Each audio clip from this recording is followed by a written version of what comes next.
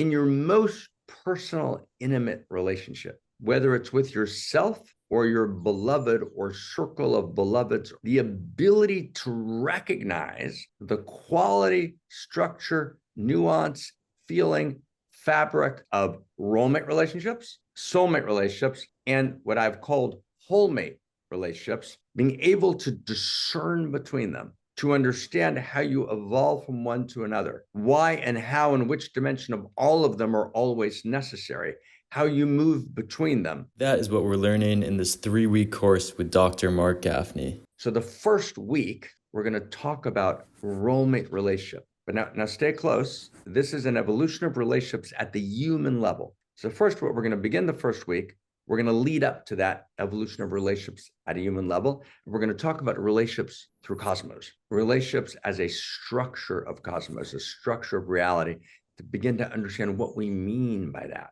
What is the structure of reality, which is a structure of relationship, story, and conversation? And we're going to talk about, fancy word, but relax, it's a good word. We're going to talk about the ontology of relationship, meaning its essential structure, what its true nature is. The ontology of story, the true and essential nature of story. It's not just a story. We put the word just and story together. It's not just a story. There's an ontology, there's a nature, a quality to story that's precise and unique. And then the ontology of conversation, which is a feature of story and relationship.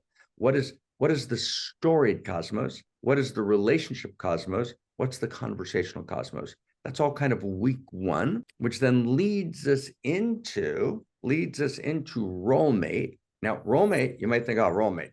Roommate's very exciting. It's wondrous, it's fascinating, it's subtle, and it has to be deeply understood. We relate through our roles. What does that mean? And I can have a roommate relationship to myself, to my beloved, and to life, and to the divine, and to the infinite. Right? So what's roommate?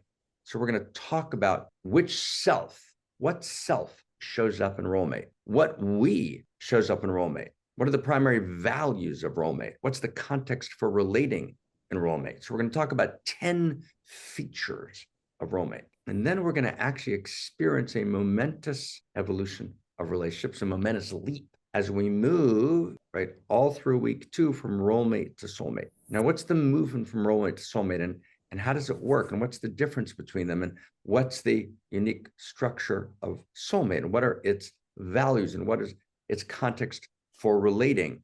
And right, so the same 10 features, I'm not going to list them now, the 10 features, qualities of roommate, how do those same 10 qualities reappear in soulmate, and how are they transformed? Now watch this. And why can soulmate by itself, stay close, never, ever work? The title of this course is, as you might have noticed, is The Future of Relationships. Subtitle, Why Soulmate is Not the Answer. That's provocative. Why soulmate by itself is not the answer. Soulmates are idolatry. We idolize soulmates, and no one actually is willing to admit they're not quite working. Soulmate is unimaginably important, but here's the sentence. Soulmate by itself never works, ever. Now that's heresy, because we've killed all the gods except for Aphrodite, the goddess of love, and we worship her through the libations of soulmate. Soulmate is our libation to Aphrodite, and Aphrodite is rejecting the offering, and no one's willing to say it out loud. It's heresy. You get burnt at the stake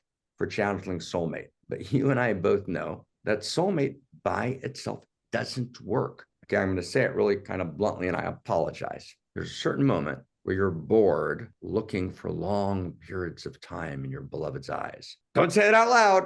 Do not tell that to anyone, but actually just why? So there's something wrong with the soulmate story that no one's willing to call out. And because of that, we have a crisis of intimacy, which is a crisis of relationship, which is a crisis of love, which is actually, stay close, the root of the meta crisis. The very root of the meta crisis is precisely this. It's not infrastructure, it's not social structure, it's superstructure, which means in what the story we're telling about reality, which is the story we're telling about relationship, which is why in other contexts, I tried to describe the meta crisis as a global intimacy disorder. The response to the meta crisis and the personal crisis is the same.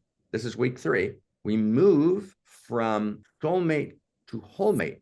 We don't leave soulmate behind. Everyone get that? We don't leave soulmate behind. We include it, we include dimensions of role mate, but we actually emerge at an entirely different structure of reality of relationship, the evolution of relationships, which is called whole mate. And what we're going to see along the way is we're going to journey through different selves. And we're going to see that actually, only when I actually have a deeper answer to who am I and who are we in a larger context of my self-identity, which is why, of course, this journey is being hosted by the Unique Self Institute together with Parallax, because it's about how I answer the question to who am I and where am I. Only if I change that context can I actually emerge a new structure of relationship. But that's just the very bare beginning. So we're going to move from soulmate to whole mate, and we're going to move to an entirely new structure of intimacy, which actually responds directly both to the personal crisis, right, and to the meta crisis. So here's last sentence, and here's where it gets a little crazy. Okay, just last sentence, and this is just barely, right. So if you think, oh, we got this. Oh, we got the introduction. We got this. No, we don't.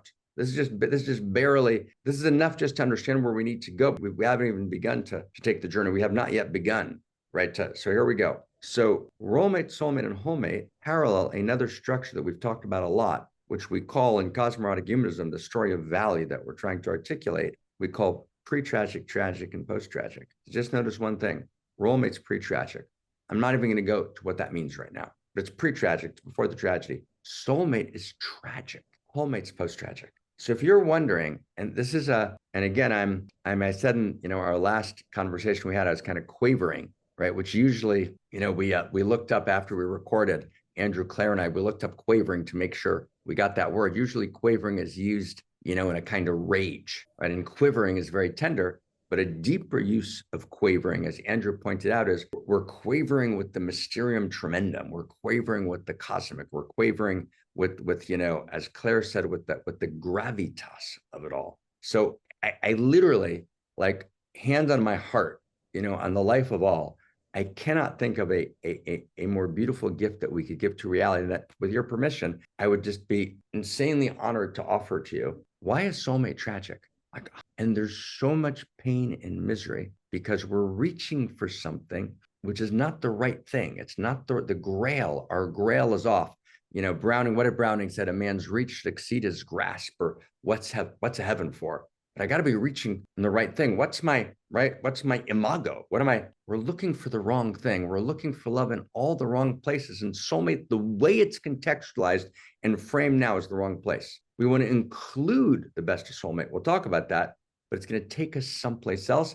And it is word of honor on everything that I know I've ever experienced, right? Any place, ever, anything, right? If I have even a drop of wisdom that you're willing to trust me just for a second, soulmate by itself cannot work. And all the therapy in the world, and all the reading, and all the self-help literature, and all the mystical practice will not change that, which is why we're stuck. So you get it? This is a momentous moment we're trying to do together here with the Unique Self Institute and Parallax. We're coming together to try and participate together in transformation. We're transforming into something new. We're becoming something more, because that is the entire story of everything. It's what we're here for, to participate in that. And that's where joy is. And that's where aliveness is. So I'm crazy excited to see you there.